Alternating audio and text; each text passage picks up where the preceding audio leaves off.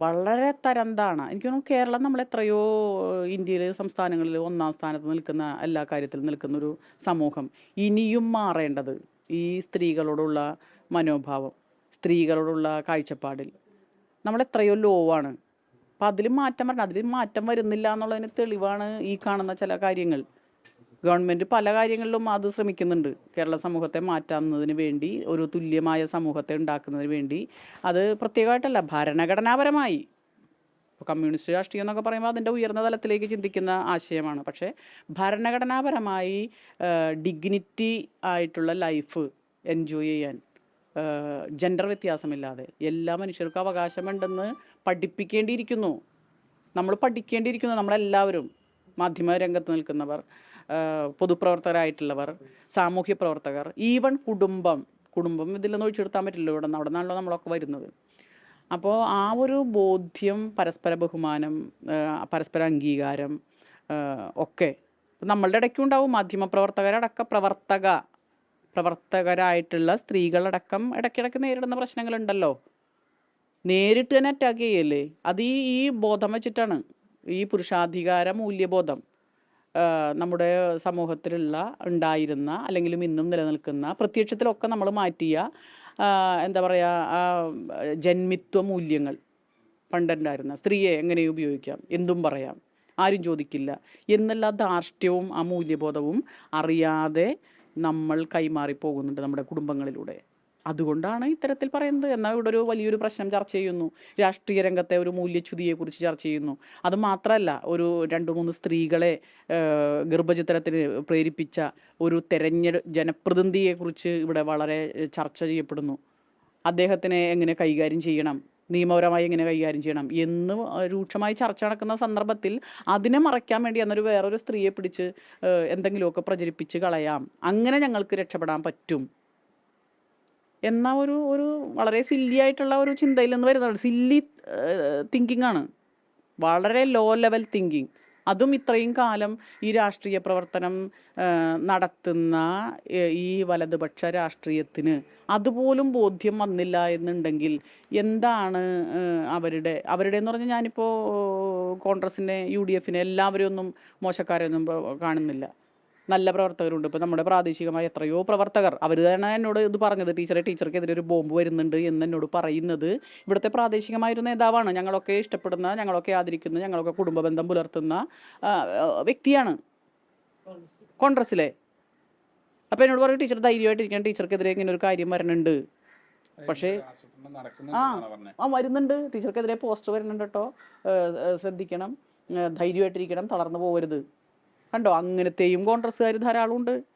പക്ഷെ അതിനപ്പുറം അധികാരം കിട്ടാൻ വേണ്ടി മത്സരമാണ്. അധികാര സ്ഥാനത്തിന് വേണ്ടി ആരെയും ഏത് വിധത്തിൽ ഉപയോഗിക്കുക.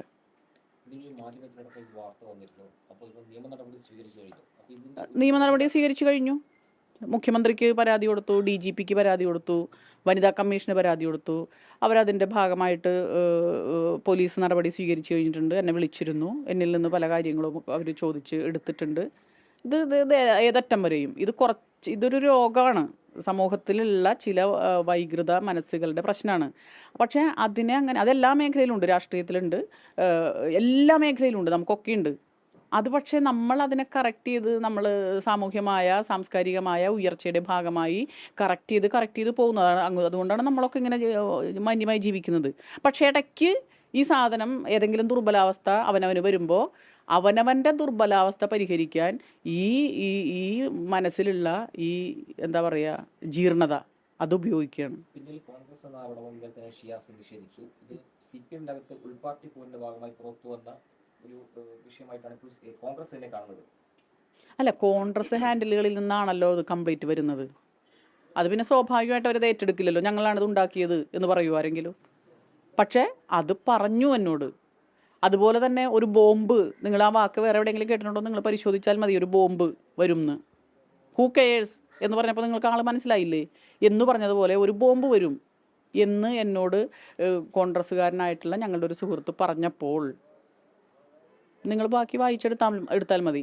പിന്നെ ഈ പോസ്റ്റർ ആദ്യം വരുന്നത് ഇവിടുത്തെ കോൺഗ്രസിൻ്റെ സോഷ്യൽ മീഡിയ കൈകാര്യം ചെയ്യുന്ന ഗോപാലകൃഷ്ണൻ എന്ന് പറയുന്ന പെരുമ്പടനക്കാരനായ ആളുടെ ഫേസ്ബുക്കിൽ നിന്നാണ്. നിങ്ങളത് പരിശോധിക്കൂ. അതിനുശേഷം പിന്നെ വന്നിട്ടുള്ള എല്ലാ മ്ലേച്ഛത്തരങ്ങളും ഞാൻ പറഞ്ഞു, ഇവർക്ക് മനസ്സിലാവണില്ലേ ഇവരിത് എഴുതുമ്പോൾ ഇവരെയാണ് റിവീൽ ചെയ്യുന്നത് എന്നുള്ള ബോധം പോലും ഇവർക്കില്ലേ? ഇല്ലേ? നമ്മുടെ ശരീരത്തെക്കുറിച്ച്, നമ്മുടെ ശരീരാവയവത്തെക്കുറിച്ച് ഇവർക്ക് എന്താ ധാരണ? ഏതെങ്കിലും ശരീരത്തിൽ ഏതെങ്കിലും ഒരു അവയവം മോശമായതുണ്ടോ നിങ്ങൾ വിചാരിക്കുന്നുണ്ടോ?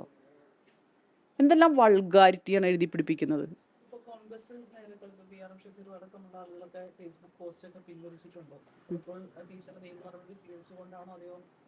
അത് അവരോട് ചോദിക്കണം. ഈ ചോദ്യം അവരോട് ചോദിക്കണം.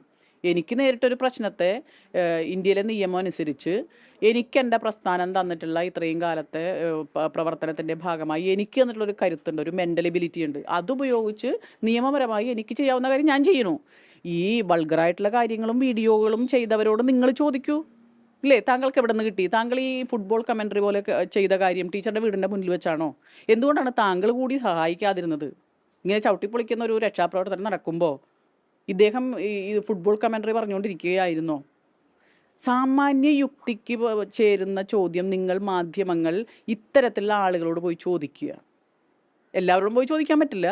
കാരണം ഇതിങ്ങനെ മുഖമില്ലാത്ത, ഇപ്പോൾ ബഹുമാനപ്പെട്ട പ്രതിപക്ഷ നേതാവ് തന്നെ പറഞ്ഞല്ലോ, അദ്ദേഹത്തിനെതിരെ ഈ അറ്റാക്ക് വന്നപ്പോൾ ഇത് മുഖമില്ലാത്ത ഐഡികളിൽ നിന്ന് വരുന്നതാണ്, അതെങ്ങനെ ഉണ്ടാക്കുന്നു എന്ന് എനിക്കറിയാം എന്നാണ് അദ്ദേഹം നിങ്ങളുടെ മുന്നിൽ പറഞ്ഞത്. ഇല്ലേ? അപ്പോൾ ഇത് പാലൂട്ടി വളർത്തുമ്പോൾ എപ്പോഴെങ്കിലുമൊക്കെ തിരിച്ചു കൊത്തും എന്നുള്ളൊരു ബോധ്യം നമുക്ക് എല്ലാവർക്കും ഉണ്ടാകുന്നത് നല്ലതാ.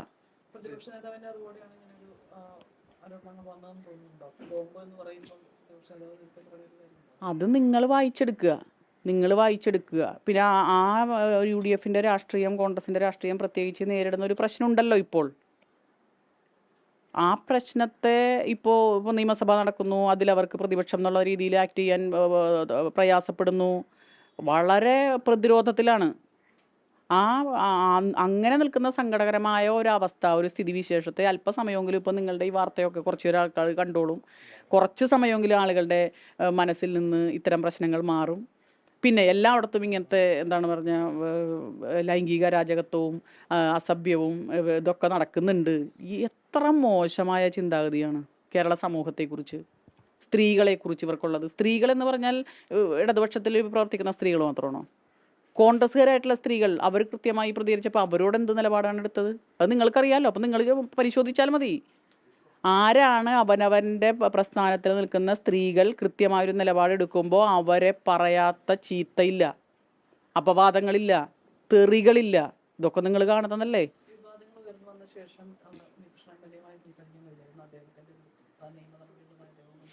അദ്ദേഹം പോട്ടെ, ഞാൻ പറയുന്നത് ഇപ്പോൾ ഇത്തരം പ്രശ്നങ്ങൾ വരുമ്പോൾ സ്ത്രീക്ക് മാത്രമാണോ അന്തസ്സും അഭിമാനബോധവും ഒക്കെ ഉള്ളത്?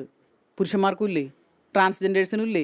ഒരു വ്യക്തി എന്നുള്ള നിലയ്ക്ക് വ്യക്തിയുടെ അന്തസ്സിനെ സമൂഹ മധ്യത്തിൽ ഇടിച്ചു താഴ്ത്താൻ ഗൂഢമായി ശ്രമിക്കുമ്പോൾ, വ്യാജമായി പ്രചാരണം നടത്തുമ്പോൾ തീർച്ചയായും അത്തരം മാനസികാവസ്ഥ എല്ലാ ആളുകൾക്കും ഉണ്ട്. ഇതിപ്പോൾ സ്ത്രീകൾക്കെതിരെ വരുമ്പോൾ എന്തോന്ന് പറയുമോ? സ്ത്രീകളോട് ചോദിക്കുക, സ്ത്രീകൾക്ക് മാത്രമാണോ മാനാഭിമാനം ഉള്ളത്?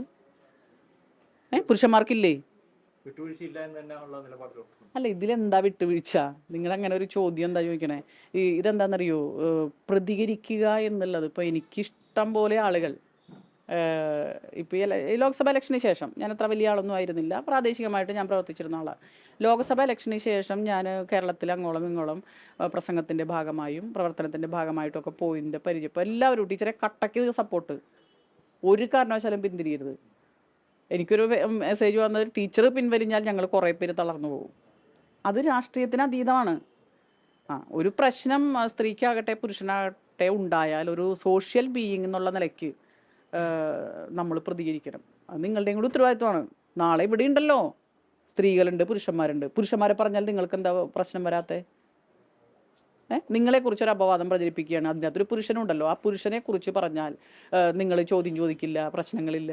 സ്ത്രീ ആണെങ്കിൽ അയ്യോ നിങ്ങളുടെ വീട്, കുടുംബം, മക്കൾ, എന്താ ഇവർക്കില്ലേ ഈ വീടും കുടുംബവും ഭാര്യയും മക്കളൊക്കെ? ഇത് ഒരു എന്താ പറയുക, ഒരു പൊതുവായിട്ടുള്ള മനുഷ്യർ നേരിടുന്ന ഒരു പ്രശ്നമാണ് എന്ന് കണ്ടുകൊണ്ട് മനുഷ്യർക്ക് സമൂഹത്തിൽ അന്തസ്സായി ജീവിക്കാനുള്ള അവകാശമുണ്ട് എന്നുള്ളൊരു ബോധ്യത്തിലേക്ക് നമ്മളെല്ലാവരും വരണം. കേരള സമൂഹം ആ കാര്യത്തിൽ പരിഹരിക്കപ്പെടേണ്ടതുണ്ട്.